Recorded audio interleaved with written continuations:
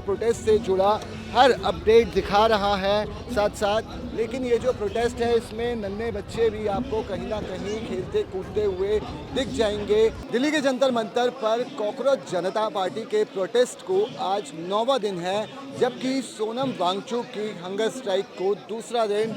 कल शाम को ही सोनम वांगचुक की तरफ से हंगर स्ट्राइक यानी आमरण अनशन का ऐलान कर दिया गया। अभी आप शाम की कॉकरोच जनता पार्टी के 9वें दिन की प्रोटेस्ट की तस्वीरें देख रहे हैं। स्टेज पर आपको अभिजीत दीपके, सौरभ दास, सोनम वांगचुक उनके बीच में हैं, उनसे बात करते हुए दिखाई पड़ रहे होंगे। और अभी एक एसएससी के प्रोफेसर हैं जो अभी छात्रों को संबोधित कर रहे हैं। भीड़ की बात की जाए तो यहाँ पर मैं कैमरामैन फुरकान को बोलूँगा पैन करके आपको दिखाए।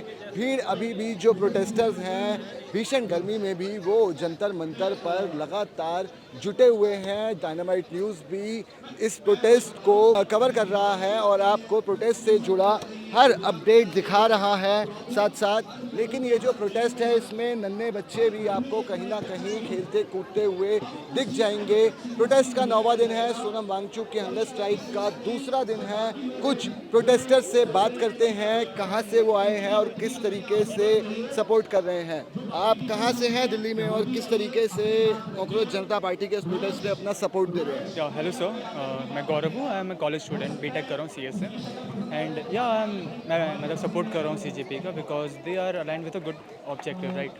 कि इस बच्चों में दिक्कत आ रही है, चाहे वो स्कूल्स के हैं, कॉलेजेस के हैं, तो they must be a community और ट्रस्ट, मतलब जो एक कम्युनिटी आए, लोग एक साथ आएँ एंड उसके अपोज में खड़े हों, तो इट इज़ गुड। क्या ऐसा कारण है जो भीषण गर्मी में आपको गाजियाबाद से जंतर मंतर खींच के लाया? तो इट वाज ऑल अबाउट कि मैं कल भी आया था यहाँ पे, तो मैं तो कल कहीं और आया था, तो एक अंदर रहता कि एक बार जा आते कि क्या चीज़ चल रही है। सिर्फ देखने की इच्छा थी या सिस्टम को लेकर कुछ गुस्सा था जिसके लिए यहाँ पर आप बैठे? गुस्सा तो रहता है क्योंकि चीज़ें ख़राब चल रही हैं, बट एक ये भी है कि डर रहता है कि पुलिस बल है यहाँ पे और कैसे चीज़ें फेस होंगी और कैसे चीज़ें चलेंगी।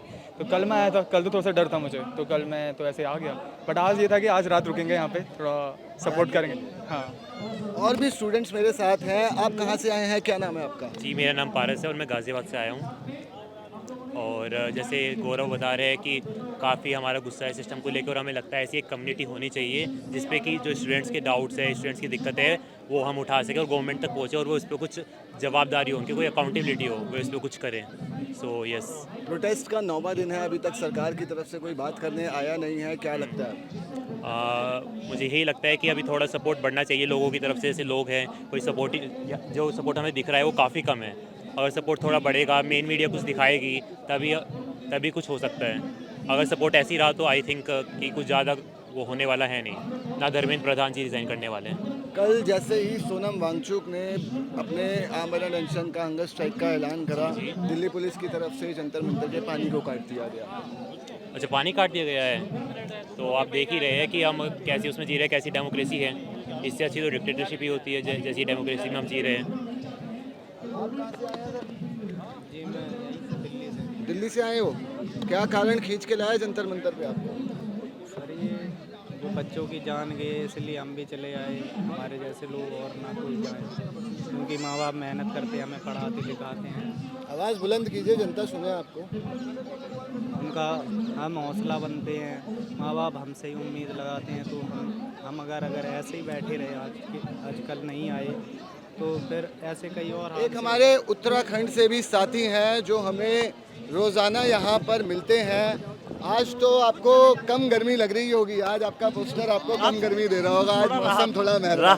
राहत है। मैं बहुत राहत महसूस कर रहा हूँ जी। बीजेपी वालों को कब राहत मिलेगी? इनको मुझे लगता है 1-2 दिन में राहत मिल जाएगी, क्योंकि मोदी जी लैंड करने वाले हैं भारत में। और मोदी जी अब सबसे बड़ी बात यह है कि मोदी जी को लगता है कि टिकैत जी भी आने वाले हैं। तो मोदी जी लैंड करने वाले हैं, ठीक है आपकी बात। मोदी जी ने भेजा क्यों नहीं किसी को? भाजपा घबराती बहुत है दरअसल। ऐसा मोदी है जी ना, खुद थोड़ी ना आएंगे। सुनिए, पूरी बात सुनिए।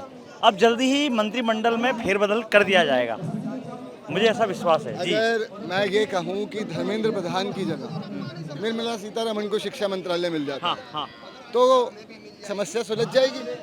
नहीं, समस्या क्यों नहीं सुलझेगी, क्योंकि जवाबदेही तय होगी ना। जब उनको ये पता अभी होगा भी तो जवाबदेही। सुन लीजिए, जब पेपर लीक में धर्मेंद्र प्रधान जा सकते तो हम क्यों नहीं जा सकते? सबसे पहले लीकेज रुकेगी जी। मेरा ये एक सिंपल सा सवाल है, कैबिनेट रीशफल की आपने बात करी, अगर कल को शिक्षा मंत्री निर्मला सीतारमण को बता दिया जाता है तो आप लोग संतुष्ट रहेंगे कि आगे समय में पेपर लीक नहीं होगा? नहीं, बिल्कुल, देखिए मांग तो पूरी हो जाएगी। धर्मेंद्र प्रधान को इस्तीफा देना है, या धर्मेंद्र प्रधान का अगर मंत्रिमंडल बदल गया वो भी इस्तीफे जैसा ही है, उनका मंत्रालय चेंज हो गया ना, सबसे बड़ी बात यह है जी। लेकिन अब जो आंदोलन यहाँ पे चल रहा है ऊपर मंच से संचालित हो रहा है, तो उनको तय करना है कि आगे क्या किया जाएगा। क्या उम्मीद है सोनम वांगचुक को आप कब तक भूखा रखेंगे? सोनम वांगचुक की मुझे लगता है कि अब ज़्यादा दिन भूखा नहीं रहना पड़ेगा, हो सकता है कल ही मंत्रिमंडल में फेरबदल हो जाए, ऐसी उम्मीद की जा सकती है जी। मंत्रिमंडल में फेरबदल की उम्मीद है, हो सकता है धर्मेंद्र प्रधान का मंत्रालय बदल दिया जाए। सोशल मीडिया पे इस तरीके की स्पेकुलेशंस हैं, डायनामाइट इस न्यूज़ की किसी तरीके से पुष्टि नहीं करता, लेकिन जो सबसे बड़ा सवाल ये है कि क्या मंत्रालय बदलने से जो ये यहाँ पर इतनी बड़ी प्रोटेस्टर्स की भीड़ है इनकी समस्या सुलझ पाएगी, या फिर जो पेपर लीक जिस तरीके से हो रहे हैं वो कैसे रुकेंगे? आप आज ही प्रोटेस्ट में शामिल हुए हैं? आज ही प्रोटेस्ट में आए हैं? हाँ जी, कहाँ आज से आए हैं? मैं बुलंदशहर से। बुलंदशहर से आए हैं। क्या कारण है इतना कि बुलंदशहर से आप आए? विद्यार्थी हैं, क्या करते हैं? नहीं, अभी तो विद्यार्थी हुई मैं। कारण तो यही है कि जिस प्रकार से एग्ज़ामों में धांधली हो रही है, जो गवर्नमेंट जॉब्स हैं, लोगों का भरोसा सरकार के प्रति टूट रहा है, और ख़ासकर जो मिनिस्ट्री ऑफ एजुकेशन है उसके प्रति, तो यहीं पे सब लोग विरोध प्रदर्शन करने के लिए आए हैं कि अपना दुख दर्द, जो छोटे बच्चे आने वाली पीढ़ी है उनके लिए, बहुत सारे लोग धीरे धीरे इकट्ठे हो रहे हैं। यही अपनी बात मजबूती से रख रहे हैं कि एग्ज़ाम में धांधली हो और धर्मेंद्र प्रधान जी का इस्तीफा हो, बस यही मांग लोगों की है। और हमारी आपके साथ पर्सनल एक्सपीरियंस हुआ कि आप किसी पेपर की तैयारी कर रहे हैं और वो लीक हो जाए? नहीं, धीरे धीरे हो ही रहा है। जैसे मैंने अभी उत्तर प्रदेश पुलिस में सब इंस्पेक्टर की वैकेंसी के लिए दिया था इस बार, तो मार्क्स भी काफ़ी अच्छे थे। इस बार लग रहा था कि कम से कम डीवी में तो जाएगा ही जाएगा, लेकिन वो मेरिट हाई इतनी चली गई कि 350, 370, 92% पे जाके वो मेरिट जाकर लगी है। तो थोड़ा सरकार के प्रति तो लग ही रहा है कि भाई ऐसा इतनी क्यों हो रहे हैं, इतना मतलब कोई एक्सपेक्ट से भी ऊपर जा रही है, तो कहीं ना कहीं सवाल तो उठ ही रहे हैं जाके जी। तो जो विद्यार्थी है उसका भीषण गर्मी में जंतर मंतर पर जो उसका दर्द है वो निकल के सामने आ रहा है। अभी भी आपको स्टेज पर जो इनके प्रवक्ता हैं सीजीपी के वो दिखेंगे और लगातार वो सोनम वांगचुक से उनको जान रहे हैं, उनका हाल जानने की कोशिश कर रहे हैं। सोनम वांगचुक फिलहाल स्टेज पर लेटे हुए हैं। राजस्थान आईआईटी के छात्र भी जंतर मंतर पहुंचे हैं, क्या कारण है? क्या आज ही आए हैं या पहले से भी आ रहे हैं? देखिए, पहले करेक्ट कर दूं, मैं आईआईटी रुड़की से हूं और दोनों रहने वाले राजस्थान के हैं। और मेरा तीसरा दिन है आज। 2 रात मतलब 1 रात यहाँ रुक चुका हूँ और 1 रात ही मेरे दोस्त के यहाँ मैं रुक के आया हूँ। तीसरा दिन है मैं यहाँ बैठा हूँ। इतने किलोमीटर का सफ़र क्यों? क्या दिल में ऐसी वजह आई? क्या लगा कि जंतर मंतर जाना चाहिए? देखिए, फिजिकली कोई प्रॉब्लम नहीं थी, बढ़िया घर से लाइब्रेरी जा रहा था, बढ़िया एसी चलती थी, मज़ा आ रहा था। लेकिन जब आप थोड़ा गहराई से चीज़ों को देखते हैं, सोचते हैं, सुनते हैं, तो चैन जो है ना आपके अंदर वो खटक मतलब बेचैन सी होने लगती है। तो उस बेचैनी का कारण ढूंढते ढूंढते पहुँच गए। अब किस तरीके से सपोर्ट करना है? क्या आगे किस तरीके ले जाएंगे आंदोलन? देखिए, एक तो लीडरशिप है इस चीज़ को डिसाइड करने के लिए आगे किस तरह होगा। बाकी हमें ये है कि जो खड़ा रहना है और लोग जुड़ रहे हैं। सबसे बढ़िया बात जो रिस्पांस मिला है, कल किसान आए हैं, किसान के नेता आए हैं, आज भी दिख रहा है सीपीआई जो एम पार्टी के लोग हैं वो भी जुड़ रहे हैं। कल संडे था तो एक अलग क्राउड था, आज मंडे है तब भी क्राउड आया है। तो ये सारी चीज़ें देख के पॉजिटिवली हमें लग रहा है कि लोग इस चीज़ को समझ रहे हैं, जान रहे हैं। आप क्या करते हैं, कहाँ से? सर मेरा नाम देवेंद्र है, मैं राजस्थान बीकानेर से हूँ और मास्टर इन पॉलिटिक्स चल रहा है सर मेरा। क्या आपके साथ ऐसा एक्सपीरियंस हुआ पेपर की तैयारी कर रहे हैं और लीक हो गया? हाँ, नेट 2024 का पॉलिटिकल साइंस का था, वो हमारे लीक हो गया था एंड दोबारा पेपर हुआ था और वो पेपर एक दिन पहले ही बिक गया था। हम उसके शिकार हो चुके थे और इस बार हमारा मैं पहले आ रहा था, लेकिन मेरे 24 तारीख को नेट का एग्ज़ाम था तो वो मैं दे के फिर आया, क्योंकि पहले विचार था कि मुझे जाना है क्योंकि जुड़ना है, क्योंकि ये लोग ही हम हैं जो पीड़ित होते हैं। यहाँ पे आप देख लीजिए, कोई ब्यूरोक्रेट का बच्चा है, कोई नहीं है, कोई पॉलिटिक्स का बच्चा है, कोई नहीं है, सिर्फ middle class, poor family and struggle family के बच्चे हैं, जो लेबर क्लास है ना, उनके बच्चे हैं। जैसे कार्ल मार्क्स ने कहा था कि दो ही क्लास होगी, एक होगी have class and have not class. यहाँ पे हैव क्लास, जो रिच क्लास है, उसके बच्चे ही नहीं है, ओनली हैव नॉट क्लास के बच्चे हैं। तो एक रिवॉल्यूशन आएगा एंड रिवॉल्यूशन की शुरुआत हो चुकी है। एंड जैसे कार्ल मार्क्स ने कहा था कि हर एक स्टेज के बाद रिवॉल्यूशन आता है, और आज रिवॉल्यूशन की शुरुआत हो चुकी है, तो आएगा, ये तो जरूर है सर। क्या लगता है अगर धर्मेंद्र प्रधान का इस्तीफा होता है किस तरीके के बदलाव होंगे? जैसे सर, धर्मेंद्र प्रधान का इस्तीफा होना तो तय है, आज नहीं तो कल होगा, ये तो फिक्स है। अब आगे वाली रणनीति ऐसे होनी चाहिए कि हमने देखा है कि कई ऐसे पद, जैसे सीबीएसई वाला था, उनको ट्रांसफर करके दूसरे डिपार्टमेंट में दे दिया। सिस्टम वही है, लोग चेंज हो रहे हैं पर सिस्टम चेंज नहीं हो रहा है। हमें सिस्टम को चेंज करना है, जड़ ही खत्म कर देनी उस बीमारी की। जो है ना, ये पहला कदम है, पहली सीढ़ी है। जैसे हमने कोरोना की जड़ खत्म कर दी, वो आगे बढ़ नहीं पाया, हम उसको सिस्टम की जो जड़ है ना, उसको खत्म करनी है। ये क्या लगता है अगर कल को निर्मला सीतारमण शिक्षा मंत्री बन गई, धर्मेंद्र प्रधान को कोई और मंत्रालय मिल गया, ये समस्या सुलझ जाएगी? देखिए, निर्मला सीतारमण तो अलग ही फेमस है। उनका जो जिस तरह का एज ए फाइनेंस मिनिस्टर जिनका रवैया है ना, बड़ा कैजुअल है। लगता नहीं है कि ये देश की, इतने बड़े देश की, इतने बड़े डेमोक्रेटिक रिपब्लिक की एक फाइनेंस मिनिस्टर है, उनके ऐसे वर्ड्स ही नहीं होते।